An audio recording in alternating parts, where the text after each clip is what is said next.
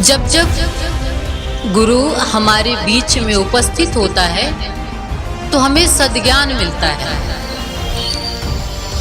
और ज्ञान के माध्यम से हम सद्मार्ग की ओर चलने के लिए वो अपने सद्ज्ञान के माध्यम से हमें प्रेरित करता है।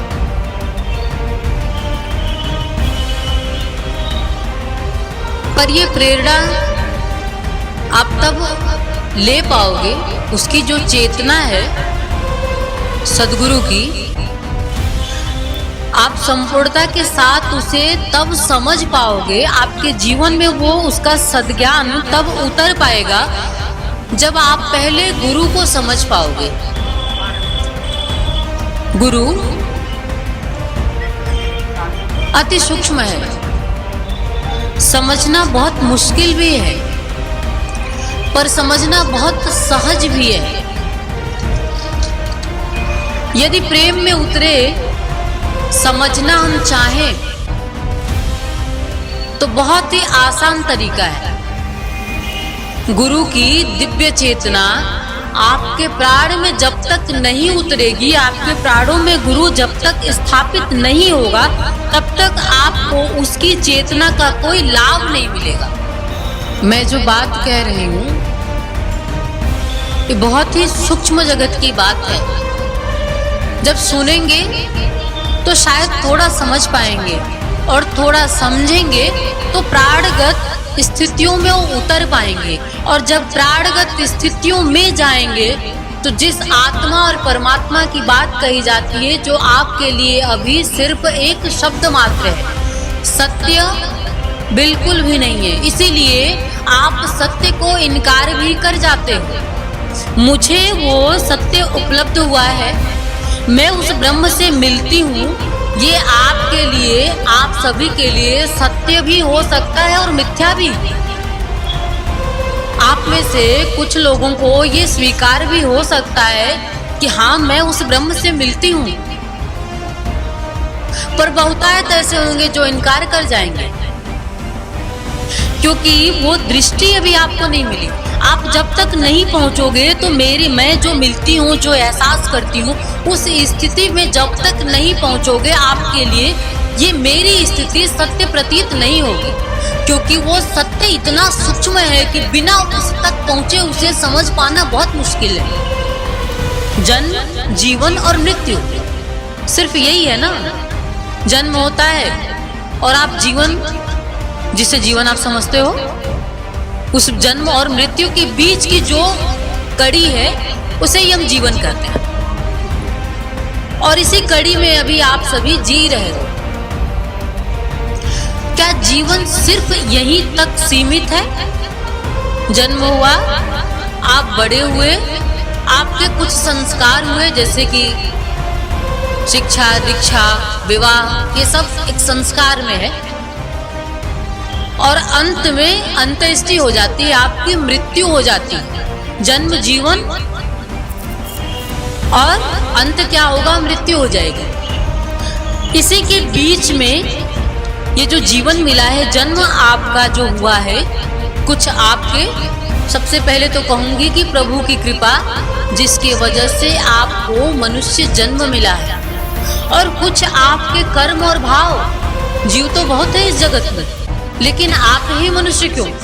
कुछ आपके ऐसे कर्म और भाव भी रहे होंगे कि प्रभु ने मनुष्य रूप में आपको जन्म दे करके एक फिर मौका दे दिया है कि तुम मुझे जान सकते हो, तुम मुझे जी सकते हो। ये समझना जरूरी है कि जो जीवन आप जीते हो, क्या ये सत्य है और क्या ये यहीं तक सीमित है कि जन्म होता है, कुछ आप अपने जो कर्तव्य हैं उसे निभाते हुए, संसाधन इकट्ठा करते हुए, और अंततः मृत्यु तक पहुंच जाते हो। मैं आप सभी साधकों को हृदय से प्रणाम करती हूँ। गुरु को आप निमंत्रण देते हैं, अपने शहर में बुलाते हैं, किस लिए? सद्ज्ञान के लिए। जब जब गुरु हमारे बीच में उपस्थित होता है तो हमें सद्ज्ञान मिलता है,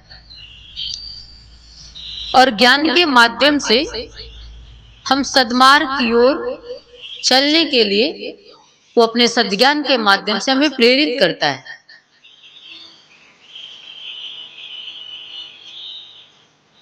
पर ये प्रेरणा आप तब ले पाओगे, उसकी जो चेतना है सदगुरु की,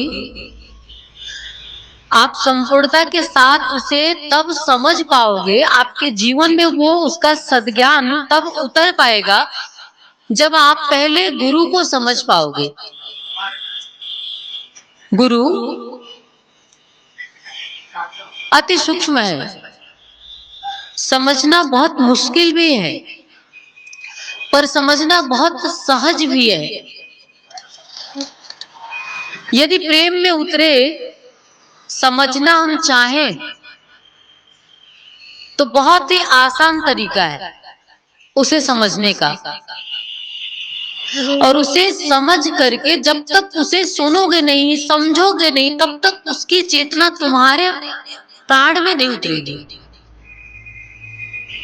गुरु की दिव्य चेतना आपके प्राण में जब तक नहीं उतरेगी, आपके प्राणों में गुरु जब तक स्थापित नहीं होगा, तब तक आपको उसकी चेतना का कोई लाभ नहीं मिलेगा। मैं जो बात कह रही हूं ये बहुत ही सूक्ष्म जगत की बात है।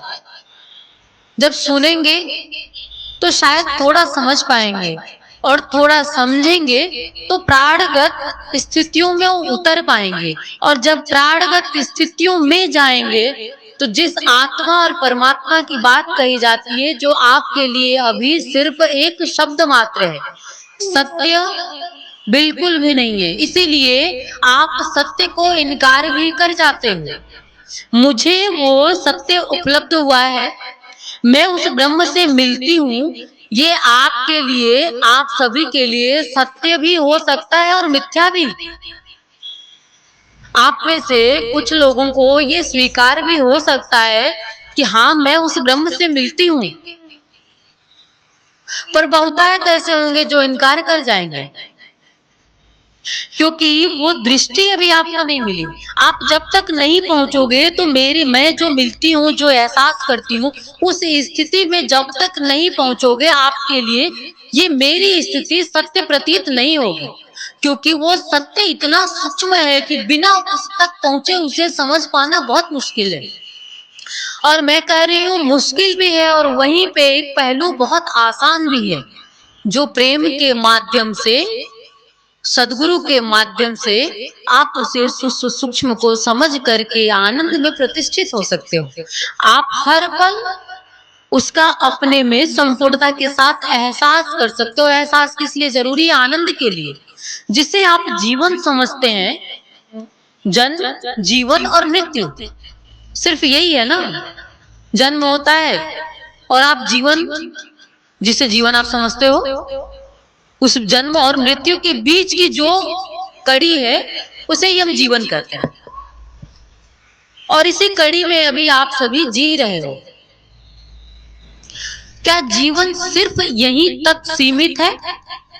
जन्म हुआ, आप बड़े हुए, आपके कुछ संस्कार हुए, जैसे कि शिक्षा, दीक्षा, विवाह, ये सब एक संस्कार में है, और अंत में अंत्येष्टि हो जाती है, आपकी मृत्यु हो जाती है। जन्म, जीवन, और अंत क्या होगा? मृत्यु हो जाएगी। इसी के बीच में ये जो जीवन मिला है, जन्म आपका जो हुआ है, कुछ आपके, सबसे पहले तो कहूंगी कि प्रभु की कृपा, जिसकी वजह से आपको मनुष्य जन्म मिला है, और कुछ आपके कर्म और भाव। जीव तो बहुत है इस जगत में, लेकिन आप ही मनुष्य क्यों? कुछ आपके ऐसे कर्म और भाव भी रहे होंगे कि प्रभु ने मनुष्य रूप में आपको जन्म दे करके एक फिर मौका दे दिया है कि तुम मुझे जान सकते हो, तुम मुझे जी सकते हो।